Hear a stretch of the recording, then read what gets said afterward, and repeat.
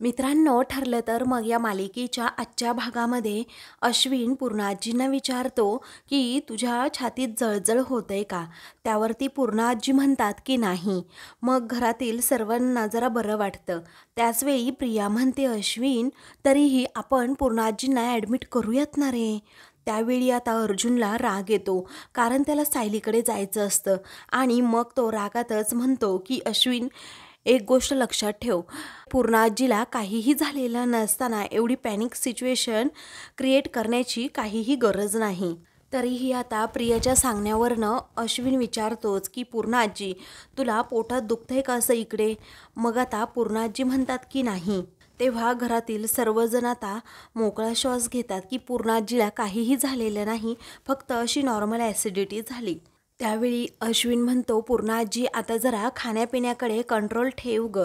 मग पूर्णाजी म्हणतात, कुठे खाते रे मी एवढं? त्यानंतर प्रताप म्हणतो, पूर्णाई हे बघ, तुला बरे वाटेपर्यंत ना आता मी इथे घरीच थांबणार आहे. नंतर कल्पना विचारते, अश्विन बाळा तू पण थांबशील ना रे? मग अश्विन म्हणतो, अगं मम्मा, थांबण्याची तशी गरज नाहीये, मी एक मेडिसिन देतो म्हणजे पूर्णाजीला जरा बरं वाटेल. त्यानंतर पूर्णाजी म्हणतात, मी रूममध्ये जाऊन जरा पडते म्हणजे मला बरं वाटेल. सर्वजण आता हो असं म्हणतात. त्यानंतर आता पूर्णाजी म्हणतात, ते काढा घेतल्यापासून मला जरा मळमळायला लागलं होतं. सर्वजण आता एकमेकांकडे पाहू लागतात. अश्विन विचारतोच, काढा म्हणजे नक्की कोणता काढा? मग विमल म्हणते, अहो पूर्णाजींना जेव्हा ॲसिडिटी होते ना तेव्हा मी तो काढा बनवून देते त्यांच्यासाठी. तेव्हा अश्विन पुन्हा विचारतो, नेहमीपेक्षा काही वेगळं घातलं होतं का त्या काढ्यामध्ये? वेळी विमल आता विचारात पडते आणि म्हणते, नाही हो, काही वेगळं घातलंच नव्हतं. आता प्रिया जरा घाबरते, कारण तिचं पितळ उघडजड पडलं तर खूप मोठा प्रॉब्लेम होईल. त्या विचाराने ती आता अश्विनला म्हणते, अरे ती काही वेगळं का घालेल? आता आपल्यासाठी महत्त्वाचं काय आहे तर पूर्णाजीला बरं वाटणं, आणि तिला आता बरं वाटतंय. पूर्णाजी तू आराम कर, आम्ही तुझ्या उशाशीच बसू. वेळी अश्विन म्हणतो, अगं तन्वी, त्याची खरंच काही गरज नाहीये. मग प्रियाचा आता मूड ऑफ होतो, कारण तिला काहीही झालं तरी अर्जुनला सायलीकडे जाऊ द्यायचं नसतं आणि त्यामुळेच तिने तो काढा बदललेला असतो. मग आता पूर्णाजी एकदम बऱ्या झाल्यामुळे तिचा प्लॅनच फसतो. पुढे आता अश्विन म्हणतो, पूर्णाजी तू एक काम कर, आता फक्त दिवसभर दही भात खायचा आणि बघ संध्याकाळी तू कशी टनाटन उड्या मारायला लागशील. तेव्हा सर्वजण पूर्णाजीवर हसतात.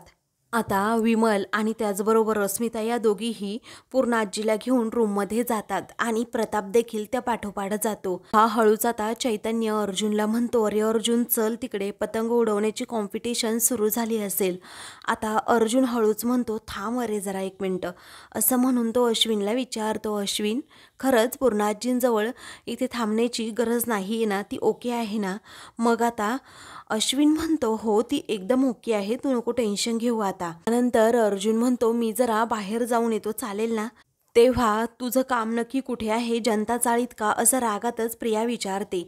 तेव्हा अर्जुनला आता धक्का बसतो. तेव्हा तो रागातच म्हणतो की तुझं याच्याशी काही घेणं देणं नाहीये. मग आता प्रिया म्हणते, अरे पूर्णाजी एवढ्या आजारी असताना तू बाहेर पडतोस? मामी, अगं माझं काही याच्याशी घेणं देणं नसेल ग, परंतु तुझं तर आहे ना, तुझा मुलगा आहे ना, तो तू त्याला विचारूच शकते ना की तू कुठे चालला आहेस म्हणून. तो पूर्णाजीच्या बाबतीत एवढा कोरडा कसा झालाय, मला याचं उत्तर दे, असं प्रिया कल्पनाला विचारते. तेव्हा अर्जुनला आता खूपच राग येतो आणि तो रागातच तिच्याकडे पाहतो. त्याचवेळी कल्पना म्हणते की त्याला पूर्णाईंबद्दल माया असेल तर तो हे सर्व करेल ना. हे बघ, मी पूर्णाईंजवळ थांबणार आहे, त्याला काय करायचं ते करू देत, असं म्हणून कल्पना आता दुर्लक्ष करते. तरीही प्रिया आता कोडग्यासारखी म्हणतच असते की अगं प्लीज मामी, तू याला काहीतरी समजवू ना. त्यावेळी कल्पना म्हणते, मी पूर्णाईंच्या जवळ थांबणार आहे, बस झालं आता, असं म्हणून ती लगेच पूर्णाईच्या रूममध्ये जाते. त्यानंतर अर्जुन विचारतो, काय रे अश्विन, नक्की जाऊ ना? मग अश्विन हो असं म्हणतो. चैतन्य अर्जुन जायला निघतात. त्या पाठोपाठ आता अश्विन देखील जातो. मग प्रियाला राग येतो, कारण तिचा प्लॅन पूर्णपणे आता फ्लॉप झालेला असतो. मग ती मनातच विचार करते, ही बाई तर नको तेव्हा अन्नपाणी बंद करते आणि अगदी सगळ्यांना ब्लॅकमेल करते. आणि जेव्हा ब्लॅकमेलिंगची खरी गरज आहे ना, तेव्हा दुर्लक्ष करते. बिनडोक कुठली असं म्हणून आता प्रिया ही खूपच चिडते. तेव्हा आता अर्जुन सायलीकडे गेल्यामुळे तिचाही प्लॅन फ्लॉप झालेला असतो आणि ती रागातच तेथून जाते. ते आता पतंग उडवण्याची स्पर्धा सुरू होणार असते. तेव्हा सायली आणि कुसुम या दोघीही बाहेर आलेल्या असतात आणि मधुभाऊ सुद्धा आता तेथे बसलेले असतात. सायलीसारखी अर्जुनची वाट पाहत असते. मग तेथे एक काकू येतात आणि विचारतात, काय ग सायली, जावई बापू नाही आले का? तेव्हा मधुभाऊ रागातच आता सायलीकडे पाहू लागतात. ती काहीच उत्तर देत नाही. मग आता कुसुमच म्हणते, अहो काकू, तो पतंगाचा मांजा व्यवस्थित आहे ना, तो बघून या बरं, असं म्हणून ती तो विषयच टाळते. तेव्हा काकू म्हणतात, हो ग, ते राहीलच. तेव्हा त्यासुद्धा तिकडे दुसरीकडे जातात. हा सायलीचं लक्ष अर्जुनच्या वाटेकडे लागलेलं असतं. मग आता मला नाही वाटत, उगीच मी आशा धरून बसली की हे येतील, असं सायली म्हणते. तेव्हा कुसुम म्हणते, थोडा धीर धर ग, कामात असेल कोणत्या तरी, येईल तो नक्की, असं म्हणून ती सायलीला रिलॅक्स राहायला सांगते. त्यानंतर ते चाळीतील काका येतात आणि म्हणतात, इथे शीतल बोराटकर आणि त्यांचे मिस्टर यांच्यामध्ये पतंग उडवण्याची स्पर्धा आता होणार आहे आणि मग आपल्याला कळेलच त्यांच्या संसारामध्ये कोण राजा आणि कोण राणी आहे ते. खूप वेळ थांबूनही अर्जुन न आल्यामुळे सायली आता पूर्णपणे उदास होऊन जाते. तेव्हा ती आता जायला निघते. तेव्हा ते काका म्हणतात, अगं सायली, तू आता कुठे निघालीस? तू आणि मधुभाऊ यावर्षी ही स्पर्धा प्रथमच पाहत आहात, त्यामुळे इथेच थांबायचं. तेव्हा सायली म्हणते, नको काका, मी आतमध्ये जाते. आता सायली घरात जायला निघते. तेव्हा अर्जुनचा आता मोठ्यानेच आवाज येतो की तिळगुळ घ्या, गोड गोड बोला. मग आता त्यावेळी सायलीला समजतं अर्जुन आला आणि ती मागे पाहतच राहते. त्यावेळी अर्जुन आणि चैतन्य तेथे आता आलेले असतात. आता अर्जुन आल्याबरोबरच सर्वजण त्याच्याकडे पाहतच राहतात आणि सायलीला खूपच आनंद होतो. तेव्हा ती आता गालातच हसते आणि अर्जुनकडे खूप वेळ पाहतच राहते. आता मधुभाऊंना जरा राग आलेला असतो की अर्जुन पुन्हा आला, परंतु ते काहीही बोलत नाही. त्यानंतर अर्जुन सायली एकमेकांकडे खूपच प्रेमाने पाहत असतात. मग मधुभाऊ समोर बसलेले असताना तेथे अर्जुनचं लक्ष जातं. तेव्हा तो म्हणतो, ॲक्च्युली तुम्ही खूप प्रेमाने मला आमंत्रण दिलं होतं, परंतु कसं आहे ना, मला यायलाच जरा उशीर झाला. त्यानंतर अर्जुन आता सर्वांना तिळगुळ देत असतो आणि तिळगुळ घ्या, गोड बोला, असं म्हणत सर्वांचा आशीर्वाद घेतो. मग आता तो म्हणतो, चांगला चांगला आशीर्वाद द्या हा. सर्वजण म्हणतात की हो. मग सायली आणि कुसुम त्याच्याकडे पाहून नुसते आपल्या हसत असतात. तेव्हा आता मधुभाऊंची वेळ येते. आता मधुभाऊंना अर्जुन म्हणतो, तिळगुळ घ्या. त्यावेळी मधुभाऊ खूपच रागात अर्जुनकडे पाहत असतात. तेव्हा आता तेथे असणारे सर्वजण आपापसात कुजबुजू लागतात की नक्की काय झालं.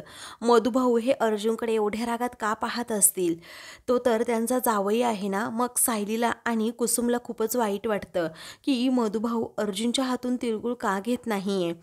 मग अर्जुन एक आयडिया करतो आणि हळूच मधुभाऊंजवळ जात त्यांना हळूच कानात सांगतो की हे पहा, इथे सर्वजण पाहतायत तुमच्याकडे, माझ्याकडे, आणि तुम्ही तिळगुळ घेत नाही आहात. ते कसं वाटतं बरं, सांगा.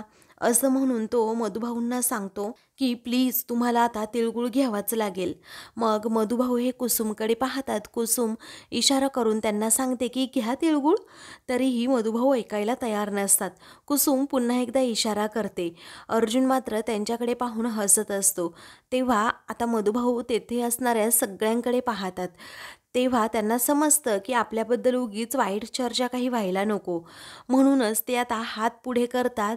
त्यावेळी अर्जुन म्हणतो, नाही नाही, असं नाही चालणार, मी तर आता माझ्या हाताने तुम्हाला तिळगुळ भरवणार. तेव्हा तेथे असणारे सर्वजण अर्जुनवर हसतात. तर आता सायली अर्जुनकडे खूप प्रेमाने पाहतच राहते.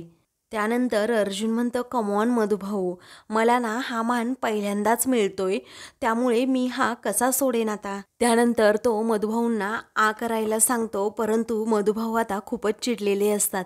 तेथे सर्वजण असल्यामुळे त्यांचाही आता नाईलाज झालेला असतो. आता अर्जुनचा अपमान या सर्वांमध्ये करायचा तरी कसा, हेही त्यांना कळत नाही आणि त्यात आज संक्रांतीचा दिवस, त्यामुळे ते आपले गप्प बसतात. काकू म्हणतात, मधुभाऊ हो, तुम्ही तर नशीब काढलंय, एवढा चांगला जावई तुम्हाला मिळालाय, मग आता खा ना तिळगुळ, असं सर्वजण आता खूपच फोर्स करू लागतात.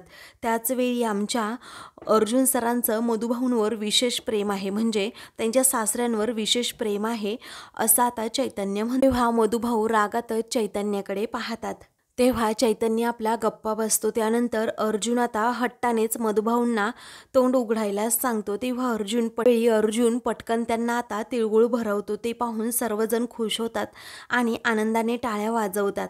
तेव्हा अर्जुन म्हणतो की हा फक्त तिळगुळ नाही आहे मधुभाऊ, हे गोड बोलण्याचं प्रॉमिस आहे. तेव्हा सायली आता अर्जुनकडे खूपच प्रेमाने पाहते. त्यानंतर अर्जुन आता सर्वांना तिळगुळ देत असतो. त्यावेळी आता कुसुमसुद्धा त्याच्याकडून तिळगुळ घेते. आता अर्जुनने तिला तिळगुळ दिल्यानंतर तिळगुळ घ्या, गोड बोला असं म्हणतो. मग कुसुमही त्याच्याकडे पाहून हसते. त्यानंतर तो सायलीला तिळगुळ द्यायला जातो, परंतु सायली आता तिळगुळ घेत नाही. तिची पावलं आपोआपच मागे सरकतात, कारण समोर मधुभाऊ असल्यामुळे ती अर्जुनकडून तिळगुळ घेत नाही आणि मधुभाऊंकडे पाहते. तेव्हा मधुभाऊ देखील तिच्याकडे पाहतच राहतात की सायली माझा शब्द अजिबात खाली पडू देत नाहीये. मग नंतर अर्जुन मनातच विचार करतो की काही हरकत नाही मिसेस सायली, तुम्हाला जर माझ्याकडून तिळगुळ घ्यायचा नसेल तर नका घेऊ. हे तुम्ही तुमच्या मनाने करतच नाही आहात. हो, तुम्ही करताय ना ते फक्त आणि फक्त मधुभाऊंचा शब्द न मोडण्यासाठी, पण काही हरकत नाही असं म्हणून तो तिच्याकडे पाहतो. तेव्हा ती सुद्धा त्याच्याकडे अगदी गालात हसतच पाहत असते. त्यानंतर चला आता पतंग उडवण्याच्या स्पर्धेला सुरुवात करायची आहे असं सर्वजण म्हणतात आणि तिकडे जातात. तेव्हा अर्जुन विचारतो की ते लकी कपल कोण आहे. तेव्हा आम्हीच आहे असं आता गौतम आणि शीतल म्हणतात. त्यावेळी ते तिथे आता गप्पा मारत उभे असतात. हे पतंग उडवायचा असतो त्या ठिकाणी आता सर्वजण गेलेले असतात. मग आता ते दोघे तेथे उभे असतात. त्याचवेळी अर्जुन त्यांना रिक्वेस्ट करतो की माझी तुम्हाला एक रिक्वेस्ट आहे, तुम्हीच पतंग उडवणार आहात ना, पण मधुभाऊ आमचे ना खूप स्वीट आहेत, खूप गोड आहेत. थोडा आमच्यामध्ये गैरसमज झालाय म्हणून ते माझ्याबरोबर असं वागतायत. त्यानंतर तो आता म्हणतो ही कॉम्पिटिशन तुमच्यासाठी खूप महत्त्वाची आहे ते मला माहीत आहे, परंतु जर ही कॉम्पिटिशन जर मला आणि माझ्या बायकोला म्हणजे मिसेस सायलींना खेळता आली तर खूपच बरं होईल. कारण जर आम्ही दोघे खेळलो तर त्याचा पॉझिटिव्ह परिणाम होईल. प्लीज, त्यामुळे मी तुम्हाला रिक्वेस्ट करतोय, आम्ही खेळू काही कॉम्पिटिशन खेळण्यामुळे आमचं नातंसुद्धा पुढे जाऊ शकतं. अर्जुन त्यांच्यासमोर बसलेला असतो आणि त्याचबरोबर त्यांच्यासमोर हात जोडत असतो. आता ते होकार देतील की नकार हे सुद्धा अर्जुनला कळत नाही आणि म्हणूनच तो आता त्यांच्याकडे पाहतच राहतो. तेव्हा शीतल म्हणते की तुम्ही अगोदरच सांगायला हवं होतं ना, काहीतरी ॲक्शन घ्यायला हवी होती, म्हणजे काहीतरी करता आलं असतं. आता आमची नावं त्या चिठ्ठीत निघाली, मग काय करायचं. त्यावेळी तुम्ही तुमची नावं मागे घ्याल का असं अर्जुन पुन्हा एकदा विचारतो. तो गौतम म्हणतो पण आम्ही आमची नावं विड्रॉ कशी करणार, पुन्हा जर चिठ्ठ्या काढल्या तर तुमचंच नाव येईल, ते कशावरून. तेव्हा अर्जुन हसतच म्हणतो ते मी माझं मॅनेज करेल, तुम्ही फक्त कॉम्पिटिशनमधून माघार घ्या. तेव्हा आता सर्वांसमोर काय सांगायचं कॉम्पिटिशनमधून माघार घेण्याचं कारण असं गौतम विचारतो. त्यावेळी अर्जुन म्हणतो हो मी ते सुचवतो ना तुम्हाला, नक्की काय करायचं आणि कसं करायचं. तेव्हा ठीक आहे असं आता गौतम म्हणतो. त्यावेळी शीतल म्हणते आता कॉम्पिटिशन जिथे आहे ना तिथे तुम्ही चला, मग मी तुम्हाला सांगते काय करायचं ते. तेव्हा हे दोघेही एकमेकांकडे पाहतच राहतात. आता ही नक्की असं काय करणार. त्यावेळी आता ती म्हणते हो चला तुम्ही, मी सांगते तुम्हाला. तेव्हा अर्जुन, गौतम आणि शीतल हे तिघेही कॉम्पिटिशनच्या ठिकाणी येतात. इकडे आता कॉम्पिटिशनची सर्व तयारी झालेली असते. सायली आता अर्जुन कधी इकडे येतो याची वाटच पाहत असते. त्यावेळी कुसुम आता तिला इशारा करून सांगते अगं येईल, नको एवढी काळजी करू. चैतन्य आता तेथे असतो. मधुभाऊ मात्र आता त्या कॉम्पिटिशनविषयीच इतरांबरोबर चर्चा करत असतात. तेवढ्यातच अर्जुन तेथे येतो. मग आता चैतन्य विचारतो काय रे अर्जुन, काम झालं का तुझं. तेव्हा हो होतच आलंय, बघूयात आता पुढे काय होतंय असं अर्जुन म्हणतो. त्यानंतर गौतम म्हणतो अहो काका झाली की नाही तयारी. तेव्हा ते काका म्हणतात हो तयारी तर होतच आली आहे आता.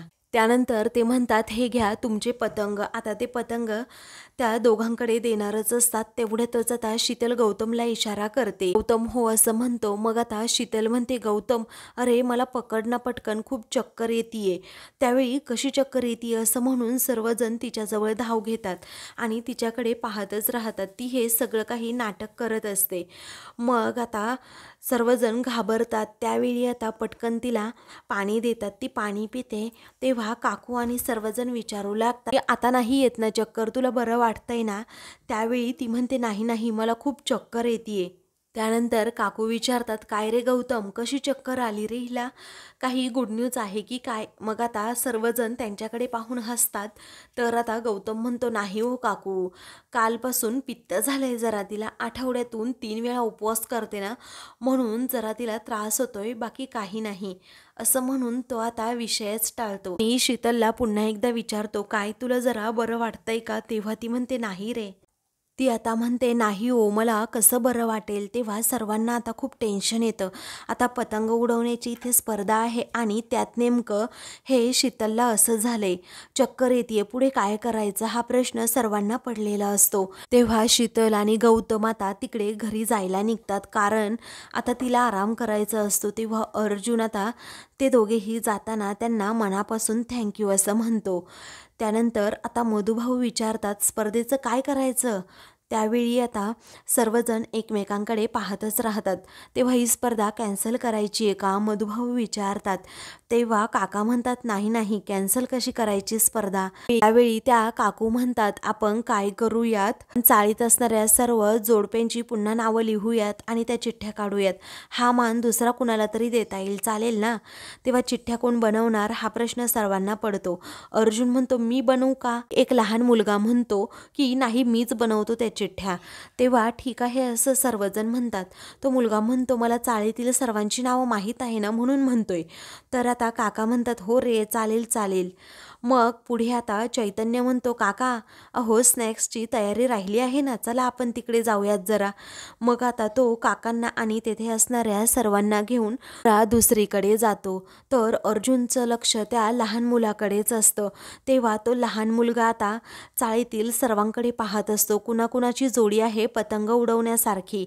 मग कुसुमला आता सर्व अर्जुनचा प्लॅन हा समजलेला असतो की अर्जुनने नक्की काय केलंय, म्हणूनच कुसुम आता त्यांच्याकडे पाहतच राहते. त्यानंतर सायली आणि कुसुम बाजूला जाऊन उभ्या राहतात.